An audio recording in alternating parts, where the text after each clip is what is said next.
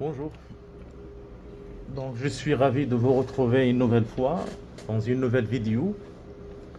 Donc, cette fois-ci, on va vous montrer un cas de CMH, de cardiomyopathie hypertrophique. C'est une jeune âgée de 32 ans. Donc, voici les images de cette hypertrophie ventriculaire gauche, de cette CMH.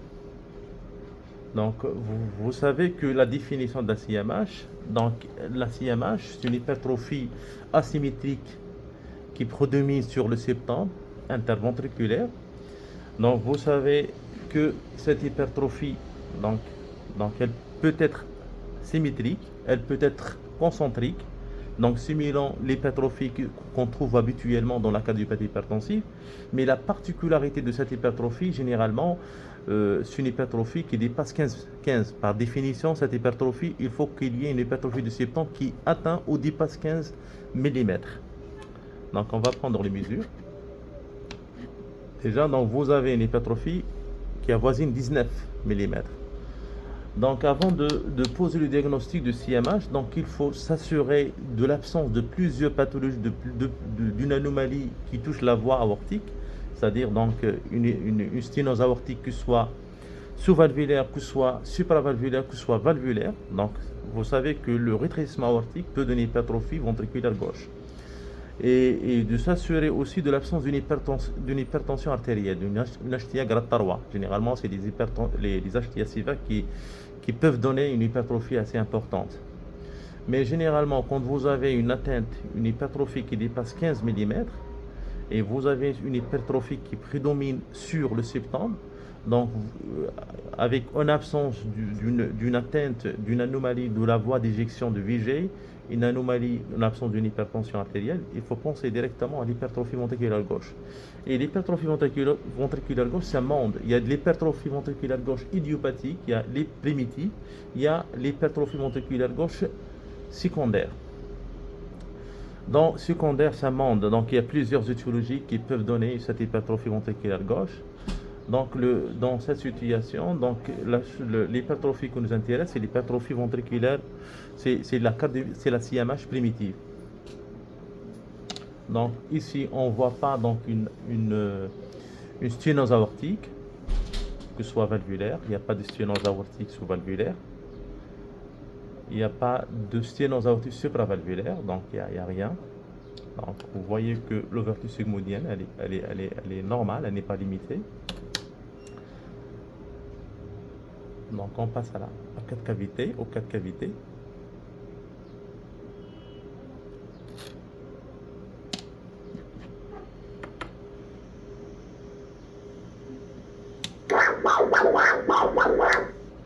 Donc, le diagnostic, il est facile. Le diagnostic se fait généralement par l'échocardiographie Doppler.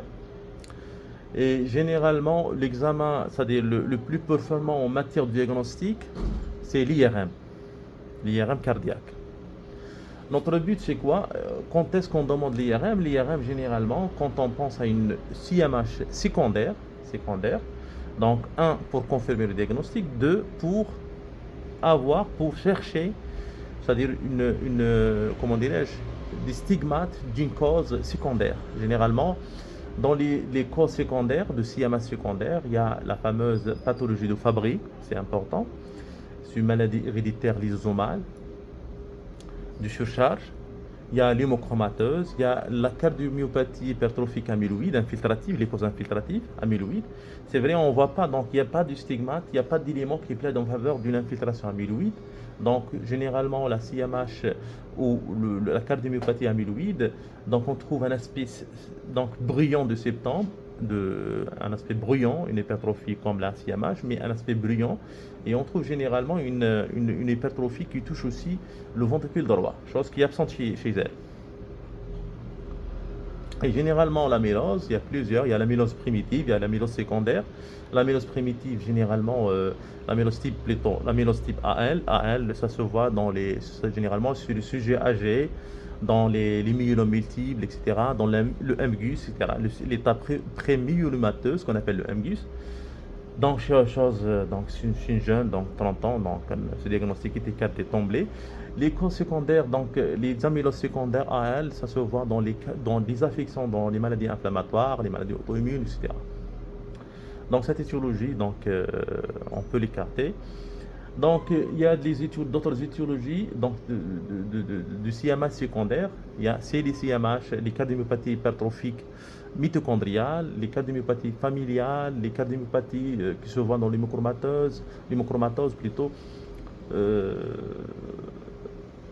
donc, il y a les cardiomyopathies hypertrophiques qui rentrent dans le cadre des syndromes polymalformatifs.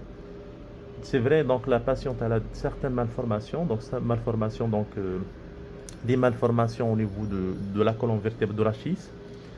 Donc elle a une kyphose, elle a une taille petite, mais il n'y a pas de syndrome bien défini. Donc les syndromes il n'y a pas de signe qui plaident en faveur de syndrome de Noonan, syndrome de.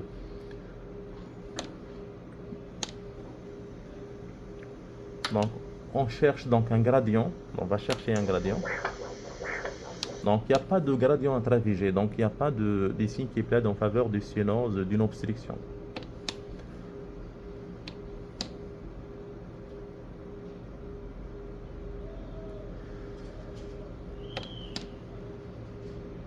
Concernant la maladie de Fabry, donc la maladie de Fabry, c'est une maladie de surcharge. Généralement, on trouve plusieurs malformations, plusieurs manifestations, des manifestations cardiovasculaires, des manifestations rénales, des manifestations vestibulaires, des manifestations. Il y a plusieurs manifestations. C'est une maladie qui est multisystémique. Pratiquement, elle touche tous les organes. Donc, chose qui est absente chez elle. Donc, il n'y a pas de signe qui plaide, il n'y a pas d'argument en faveur de cette maladie. Et pour lancer une enquête, pour lancer donc un bilan biologique.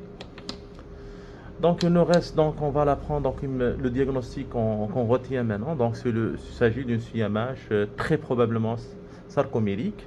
C'est une maladie qui touche qui touche les gènes qui codent pour la protéine de sarcomère. Il n'y a pas de traitement pour ça, donc le seul traitement qu'on donne quand il s'agit d'un sujet asymptomatique, généralement on préfère les bêta-bloquants. Les bêta-bloquants donc afin de diminuer la fréquence cardiaque pour améliorer le remplissage ventriculaire. Les autres, les diurétiques, etc., donc généralement s'adressent au sujet symptomatique, quand il s'agit de la flotte, etc., donc chose qui est absente chez elle, donc on préfère juste les bêta-bloquants. Une enquête familiale donc est souhaitable. On doit solliciter tous les membres de la famille donc, et faire un dépistage. Probablement donc il s'agit d'une CMH familiale. Et le message clé de